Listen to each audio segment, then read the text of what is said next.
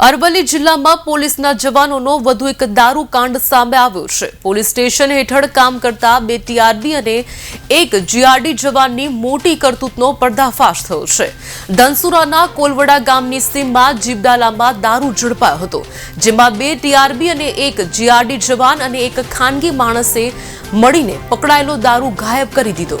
સુરક્ષાકર્મીઓએ 1.96 લાખની કિંમતની 1239 બોટલોને સગેવગે કરી નાખી। 2 ટીઆરબી 1 જીઆરડી જવાનને લાખો રૂપિયાનો દારૂ ગૌચરમાં છુપાવી દીધો।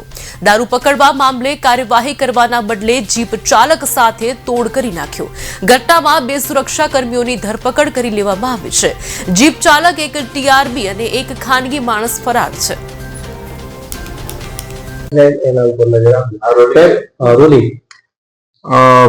ગઈકાલે એટલે કે 11 જાન્યુઆરીના રોજ એક બાતમી હકીકત મળેલી કે રાજસ્થાનથી એક ડાલુ એટલે પિકઅપ ડાલુ આવે છે, જેમાં દારૂ ભરેલ હતો અને કોઈ ટીઆરબી અને જીઆરડી ના જવાનો દ્વારા એ જે પિકઅપ ડાલુ છે એને કોઈ એક જગ્યાએ લઈ જઈ અને તેમાંથી દારૂ ઉતારી દીધેલ હતો। એવી બાતમી હકીકત જે મળેલી એના આધારે વધુમાં તપાસ કરતા એવું સામે આવેલું।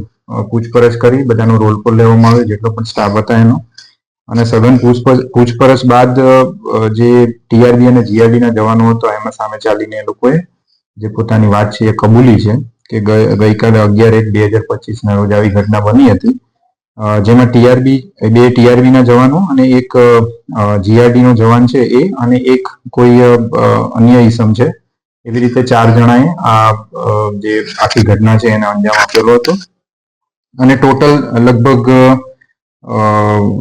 1,96,770 રૂપિયાનો જે દારૂ છે એ લોકોએ ધનસુરા પોલીસ સ્ટેશન વિસ્તારમાં કોલવડા જે ગામ છે ત્યાં ગૌચરમાં આવી રીતે ઉતારી દીધેલો હતો અને આ જે ગુનાહિત પ્રવૃત્તિ છે એને